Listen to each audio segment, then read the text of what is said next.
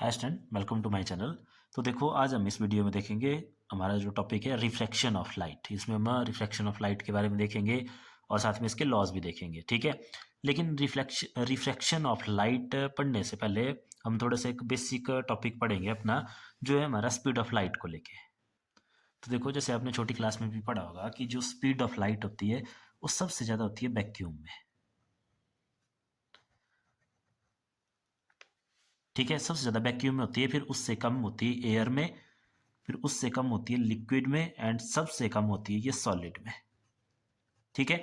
Vacuum होती है आपकी वो जगह या वो स्पेस जहाँ पे कुछ भी प्रेजेंट नहीं हो, मतलब जैसे उसमें एयर भी प्रेजेंट नहीं होती, जैसे जो हमारा हायर एटमॉस्फेयर है, ठीक है, स्पेस के नाम से हम जिसको जानते हैं, वो वैक्यूम हो गया। तो सबसे ज़्यादा वैक्यूम में होती है, फिर एयर में, फिर लिक्विड में, फिर सॉलिड में, ठीक है। और अगर इसकी स्पीड की बात करें तो वैक्यूम में होती है इसकी स्पीड 3 लाख किलोमीटर पर सेकेंड। एक सेकंड में 3 लाख किलोमीटर, ठीक है। इसको सी से लिखते हैं हम, स्पीड ऑफ लाइट को सी से लिखते हैं, ठीक है। चाहे सी लिख लो चाहे बी लिख लो, एक ही बात है। अब देखो हमारे पास सी कितनी आई है, 3 लाख। कैसे लिखेंगे, 1 2 3 4 5 0 किलोमीटर पर सेकेंड। और अगर हम इसको एस आई में कन्वर्ट करें, एस आई में डिस्टेंस की यूनिट होते हैं मीटर, मतलब किलोमीटर का हम मीटर बनाए, तो देखो किससे मल्टीप्लाई होगा 3 लाख, 1000 से, क्योंकि 1 किलोमीटर में होते हैं 1000 मीटर, मीटर और आगे पर सेकेंड। तो ये होगी, देखो स्टैंडर्ड फॉर्म में अगर इसको लिखें, देखो 3 × 1 2 3 4 5 6 7 8, तो 10⁻⁸मीटर पर सेकेंड। तो ये हमारी speed of light in vacuum, ठीक है। सबसे ज़्यादा होती है वैक्यूम में, फिर एयर में जो है हमारी थोड़ी कम होगी इससे, ठीक है। बट एयर में भी हम नियरली को ले लेते हैं इसके, थोड़ी सी कम होती है। फिर जैसे जैसे आगे को आएंगे, जैसे लिक्विड में आएंगे तो थोड़ी और कम हो जाएगी, सॉलिड में आएगी तो और कम हो जाएगी, मतलब सबसे ज़्यादा वैक्यूम में, फिर एयर में, फिर लिक्विड में, फिर सॉलिड में, ठीक है। और देखो एक चीज़ और यहाँ पे अपने माइंड में बिठा लेनी कि ये जो वैक्यूम है, ठीक है, एयर है, लिक्विड है, सॉलिड है। अब देखो इसमें जो कंस्टिट्यूएंट पार्टिकल हैं वो कुछ नहीं होते हैं वैक्यूम में। एयर में फिर आपको पता है कि मॉलिक्यूल ऑफ गैसेज होंगे या वाटर वेपर वगैरह इसमें होते हैं। जैसे लिक्विड है उसमें लिक्विड होगा, और सॉलिड में सॉलिड। तो सबसे ज़्यादा जो डेंस लिक्विड डेंस है इसमें, वो क्या है, सबसे ज़्यादा डेंसिटी किसकी होती है, सॉलिड की होती है ना। मतलब अगर हम कंपैरिजन करें तो इसकी तो कोई डेंसिटी नहीं है, ठीक है। एयर की डेंसिटी लिक्विड के कंपैरिजन में कम है, लिक्विड की ज़्यादा है, और सॉलिड की सबसे ज़्यादा है। तो जिसकी डेंसिटी कम होती है उसको बोलते हैं हम रेयर मीडियम। मतलब यहाँ पे सबसे रेयर है, ये देखो आपका रेयर, और सबसे डेंसर है सॉलिड, डेंसर मीडियम, ठीक है। डेंसर जिसकी डेंसिटी ज़्यादा, जैसे मान लो लिक्विड और सॉलिड का कंपैरिजन करें, तो लिक्विड और सॉलिड के कंपैरिजन में लिक्विड की डेंसिटी कम होगी, तो लिक्विड क्या बनेगा उस टाइम, ये बनेगा रेयर मीडियम, सॉलिड बनेगा आपका डेंसर मीडियम। और अगर बात करें एयर और लिक्विड के केस में, तो एयर और लिक्विड के केस में देखो किसकी डेंसिटी ज़्यादा होगी, लिक्विड की, तो लिक्विड बनेगा डेंसर, और एयर बनेगी आपकी रेयर मीडियम, ठीक है। ये देखो दो वर्ड आपने समझ लेने, रेयर, रेयर और डेंसर, क्योंकि आगे हम यूज़ करेंगे इनको, ठीक है।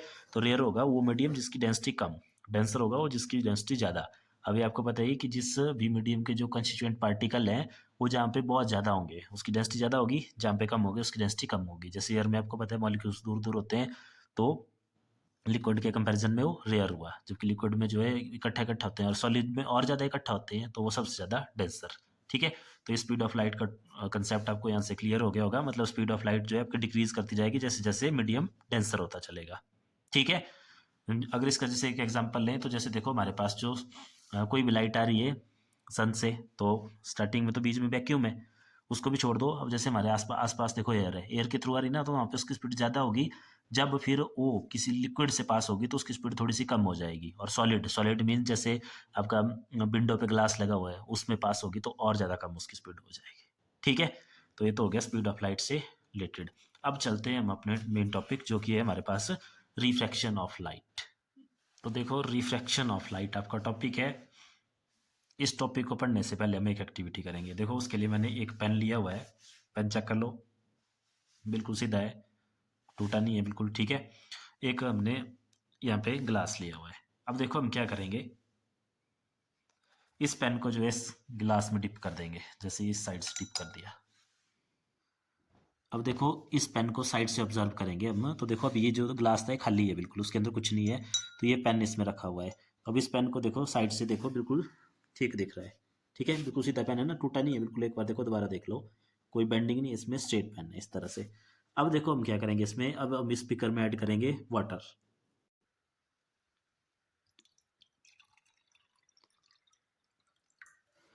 देखो अब हमने स्पीकर में जो है वाटर ऐड कर लिया। अब देखो आप ऑब्जर्व करेंगे कि जो एक हमारे पास स्ट्रेट पेन था, अब देखो इस पॉइंट पे देखो, जहाँ तक पानी है ना, उसके नीचे और उसके ऊपर, वहाँ पे जो इसका इंटरफेस बन रहा है वाटर और एयर का, वहाँ पे देखो ये पेन आपको थोड़ा सा टिल्ट दिख रहा है, घुमा हुआ दिख रहा है। ठीक है, दिख रहा है ना इसमें, अगर देखो पेन नहीं हमने कुछ भी किया हुआ इसको, ये आपका स्ट्रेट है, लेकिन जब इसको इसमें ऐड कर रहे हैं तो देखो तब जो है यहाँ पे एक बेंडिंग दिख रही है, ये बेंडिंग, ये जो लिखा हुआ है इसके थ्रू आप इसको ऑब्जर्व कर सकते हैं कि यहाँ पे कुछ बेंडिंग हुई है। तो इसी बेंडिंग को बोलते हैं हम रिफ्रैक्शन ऑफ लाइट।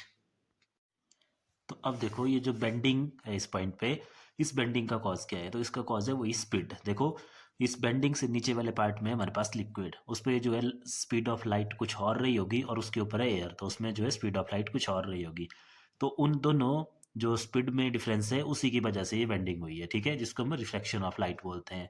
तो ये तो था एक्टिविटी, इससे आपको थोड़ा समझ आ गया होगा। इसके और भी बहुत सारे फिनोमेना हैं, जैसे आपने घर में ऑब्जर्व किया होगा कि जैसे हम पानी में कुछ भी डालते हैं, जैसे इसमें मान लो कॉइन डालते हैं, तो कॉइन भी थोड़ा आपको ऊपर जैसे दिखता है, उभरा हुआ दिखता है।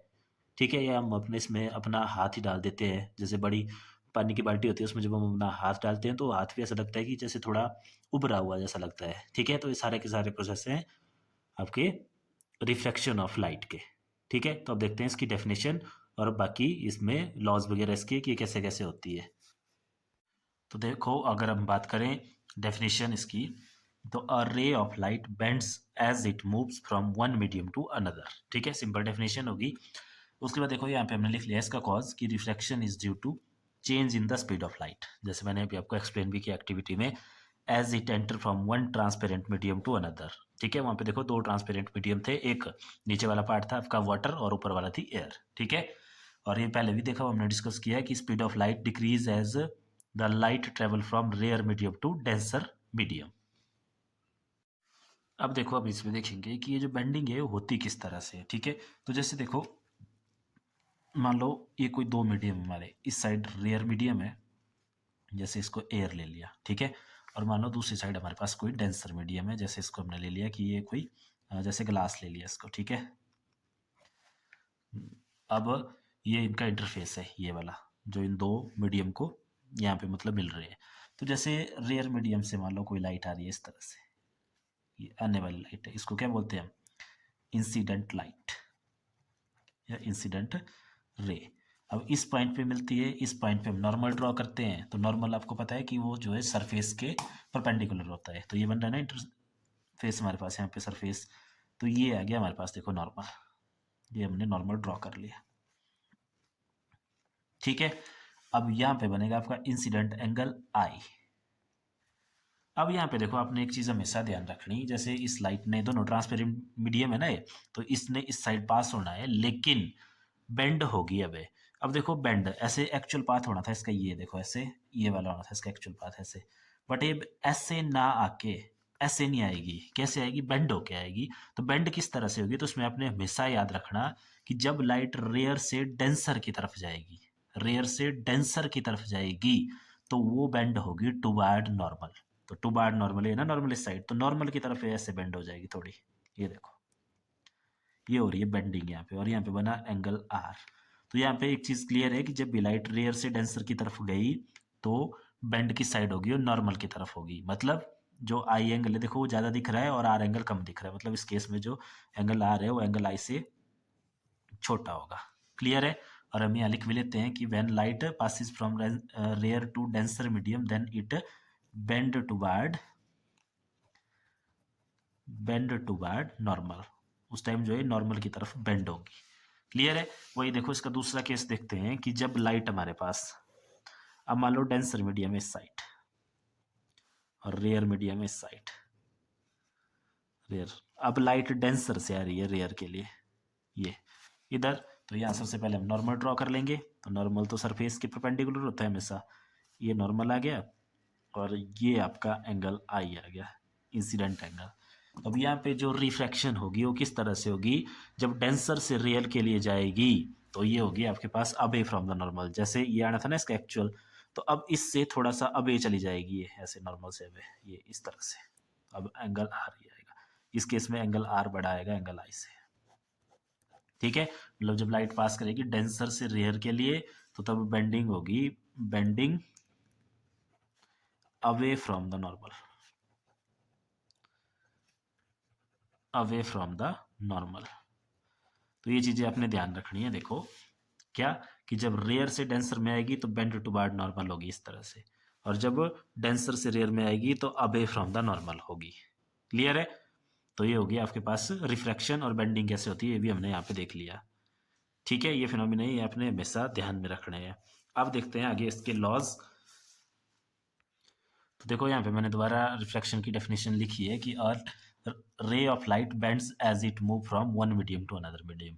बेंडिंग होती है ना, उसी बेंडिंग को हम रिफ्लेक्शन बोलते हैं, और बेंडिंग अभी हमने देखा कि कैसे कैसे होती है। अब देखो लॉज ऑफ रिफ्लेक्शन हमारे पास क्या है। तो लॉज ऑफ रिफ्लेक्शन है हमारे पास, जैसे ये देखो रेयर मीडियम हो गया ना, दोबारा ये डेंसर मीडियम हो गया, इस तरह से यहाँ पे नॉर्मल ड्रॉ होगा, और रेयर से डेंसर में आ रही है तो ये टू बार नॉर्मल इस तरह से बेंड होगी। आर आई एन, ये इंसिडेंट रे, इंसिडेंट रे, और ये जो आफ्टर रिफ्रैक्शन होती है इसको बोलते हैं हम रिफ्रैक्टेड रे, रिफ्रैक्टेड रे। ठीक है, रिफ्रैक्टेड रे और ये इंसिडेंट रे। तो लॉज ऑफ रिफ्रैक्शन क्या बोलते हैं? फर्स्ट लॉ है हमारे पास, the incident ray, refracted ray and normal to the interface of two transparent medium. दोनों ट्रांसपेरेंट मीडियम है ना, तो देखो एक इंसिडेंट रे, एक रिफ्रैक्टेड रे और एक normal, all lies in the same plane. ये सेम प्लेन पे लाई करेंगे। प्लेन वाली कहानी वही है जो रिफ्लेक्शन के केस में हमने पढ़ी थी, कि अगर एक्स वाई प्लेन में है तो ये, अगर ये एक्स वाई प्लेन में है तो ये भी एक्स वाई प्लेन में होगा। ठीक है, अगर ये जेड वाई प्लेन में है तो ये भी जेड वाई प्लेन में होगा, नॉर्मल भी उसी प्लेन में आएगा, तीनों सेम प्लेन पे लाई करेंगे।